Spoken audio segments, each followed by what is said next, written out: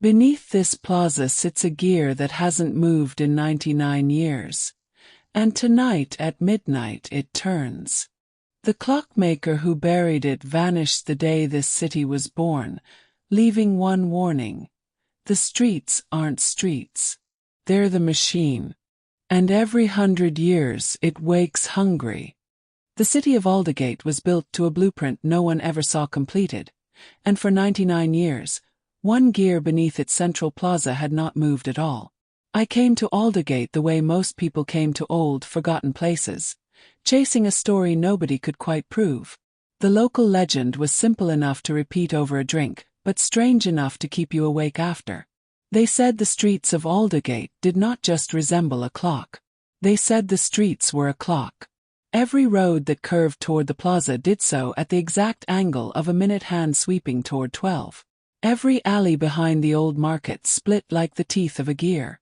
Cartographers who had tried to map the city properly always ended up frustrated, because nothing in Aldergate followed the logic of ordinary urban planning. It followed the logic of a machine. The archives told me why. In 1926, a horologist named Elias Vantour arrived in what was then a nameless stretch of marshland and swore to the regional council that he would build them a city unlike any other, a city that would keep its own time in its own way forever. The council, hungry for investment and charmed by his confidence, gave him the land and the funding and, more importantly, they gave him silence. Vantour built alone or nearly alone. He hired laborers by the hundreds but consulted no architects. He drew his own plans, filled ledger after ledger with calculations that made sense only to him, and buried something enormous beneath the plaza before the first cornerstone of any building was even laid. On the day of the city's inauguration, with dignitaries gathered and a band playing and the whole marshland turned town glittering with new gas lamps, Elias Vantour disappeared. Not fled. Not died as far as anyone could prove. He simply was not there when the ribbon was cut, and he was never seen again.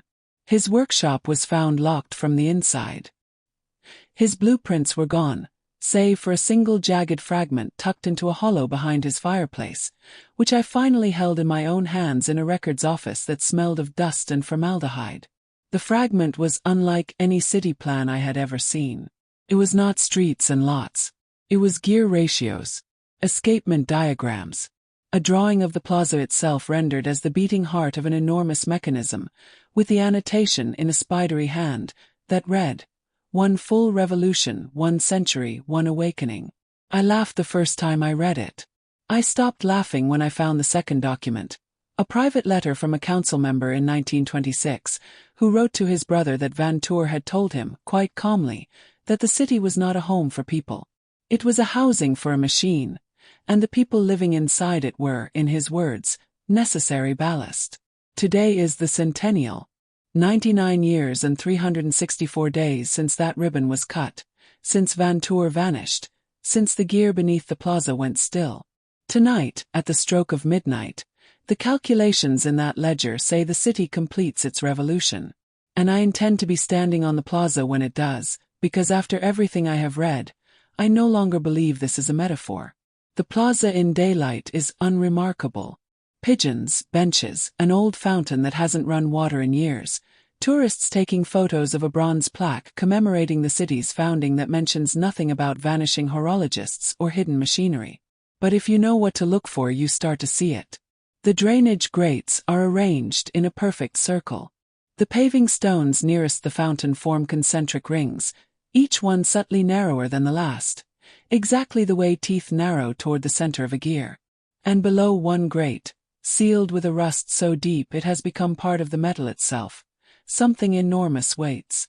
I found the maintenance entrance just after sundown, an unmarked door in the basement of the old municipal building that predates the rest of the structure by exactly the amount of time it would have taken Vantour to finish his hidden foundation first. The air past that door was colder than it had any right to be, and it smelled of oil that had never fully dried, a smell with no business surviving a century.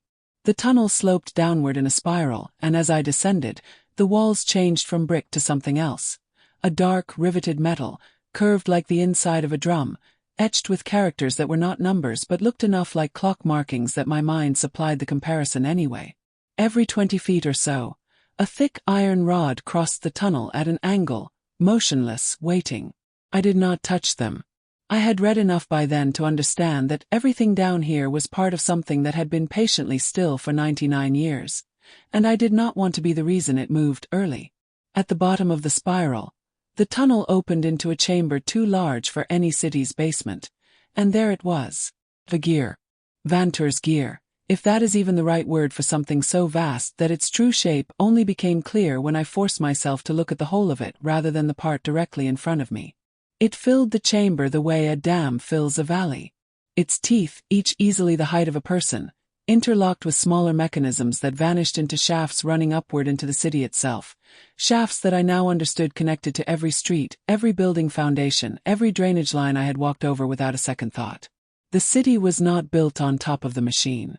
The city was the machine's casing. Check my watch. 11:40. I should have left then.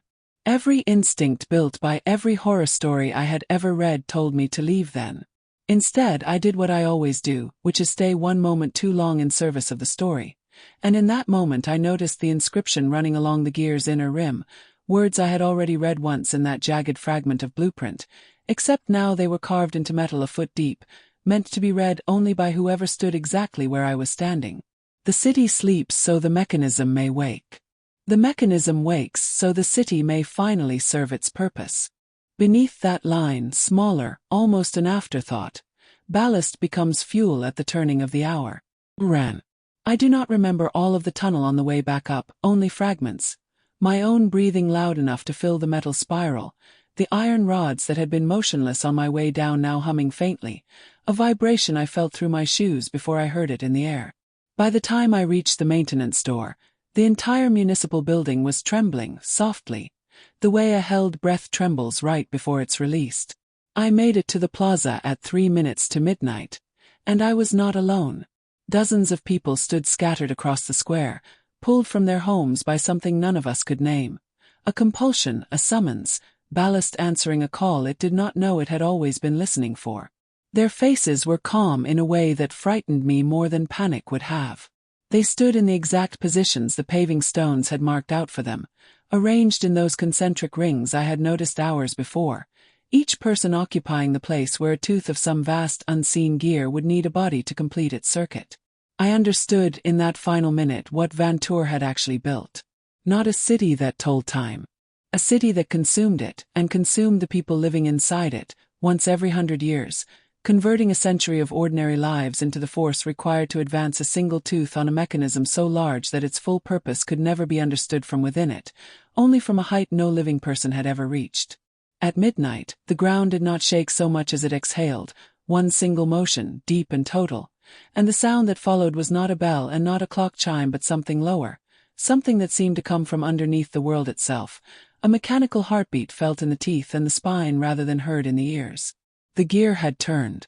Somewhere beneath the plaza, one tooth had advanced, exactly one, exactly on schedule, and the people standing in their rings did not scream, did not fall, simply stood a little straighter, as though something had been quietly taken from each of them and folded into the machine's next 100 years of patient, ticking sleep. I was standing at the very edge of the outermost ring. Whatever the mechanism required of the people closer to the center, it did not require of me, not this time. I have spent every night since trying to decide whether that was mercy or simply miscalculation, whether Vantour's ballast formula left room for someone standing exactly where I stood, or whether the city is still doing the math, waiting to correct its accounting before the next revolution begins. Because the truest, coldest fact I carry out of Aldegate is this. The gear only needs to turn once a century. But a century, from the machine's perspective, is not an ending. It is only the length of one tick. And somewhere beneath that plaza, in the dark, something patient is already counting toward the next one.